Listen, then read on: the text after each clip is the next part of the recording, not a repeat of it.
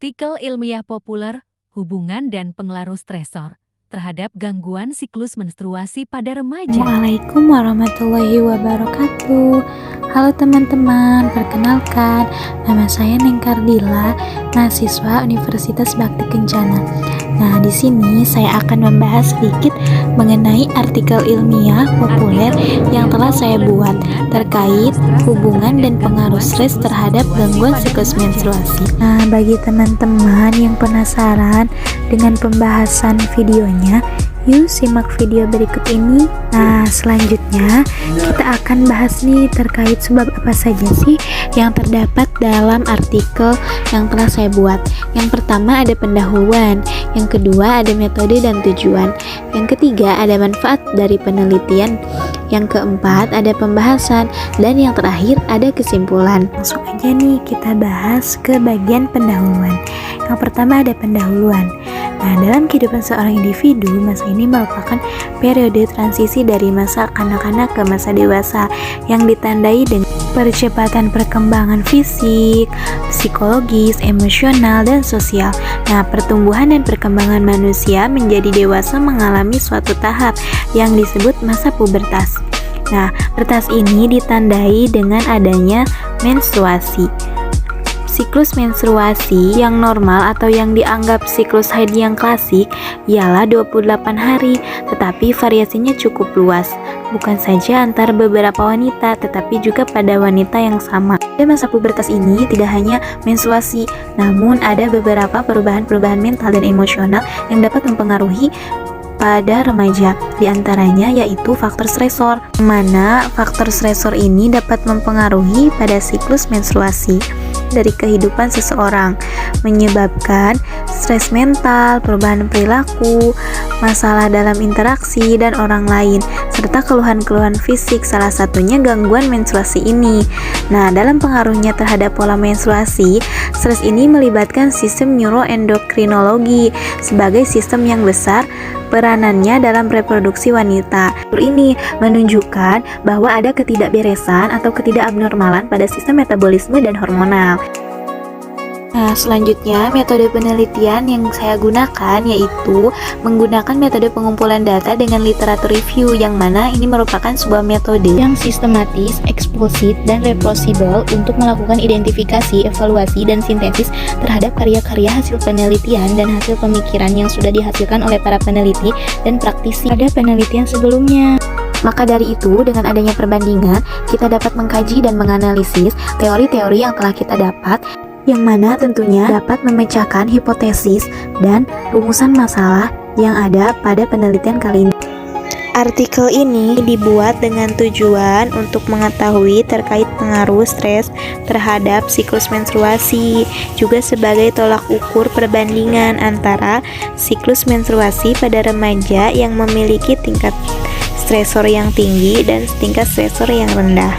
Adapun manfaat dari penelitian ini yaitu untuk menambah wawasan dan pengetahuan penulis terkait hubungan antar pengaruh stres terhadap siklus menstruasi, kemudian juga sebagai dasar kajian atau sumber referensi untuk penelitian selanjutnya, dan sebagai sumber literatur dan bahan ajar untuk pelajar maupun halayak umum. Selanjutnya kita masuk ke poin utama pada pembahasan kali ini, yaitu terkait pembahasan masalah yang sedang kita bahas saat ini.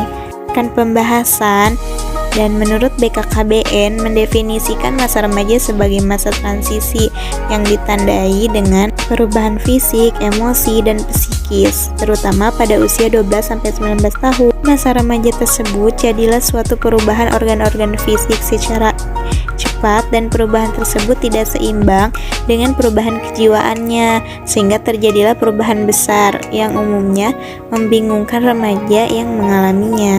Nah, masa remaja ini biasanya diawali dengan masa pubertas, di mana terjadi perubahan fisik dan ciri-ciri pada remaja, diantaranya menstruasi. Menstruasi adalah Perdarahan secara periodik dan siklik dari uterus disertai pelepasan deskumenasi endometrium.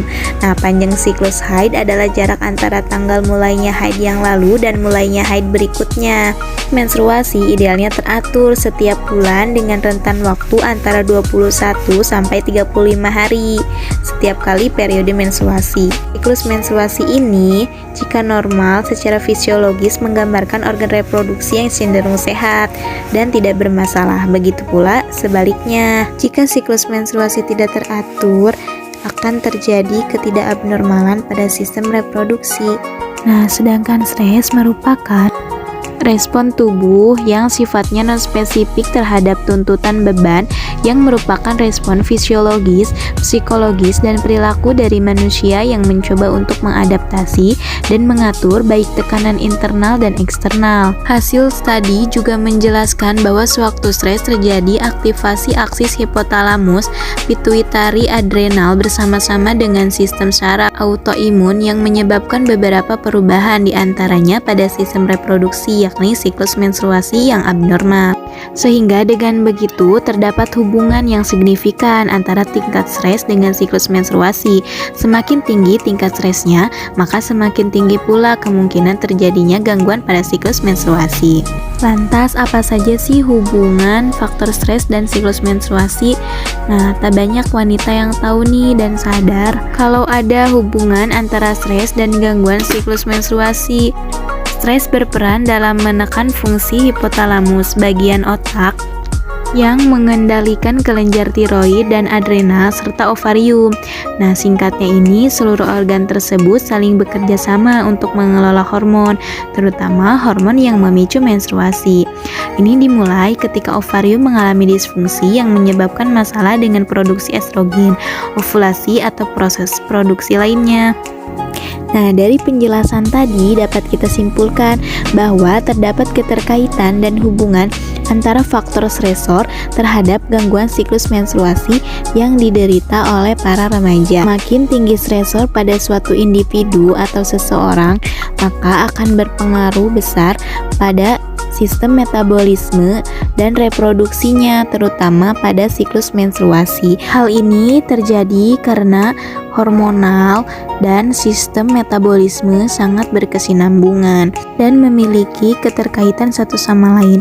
Jadi, jika salah satu komponennya tidak seimbang atau terjadi ketidakabnormalan, maka akan mempengaruhi pada sistem metabolisme lainnya. Di antaranya yaitu pada sistem reproduksi, yang mana nantinya akan membawa pengaruh pada siklus menstruasi. Nah, teman-teman, sekian yang dapat saya sampaikan. Semoga penjelasan tadi bisa membawa manfaat bagi kita semua. Kurang lebihnya saya mohon maaf. Wassalamualaikum warahmatullahi wabarakatuh. And thank you so much for watching.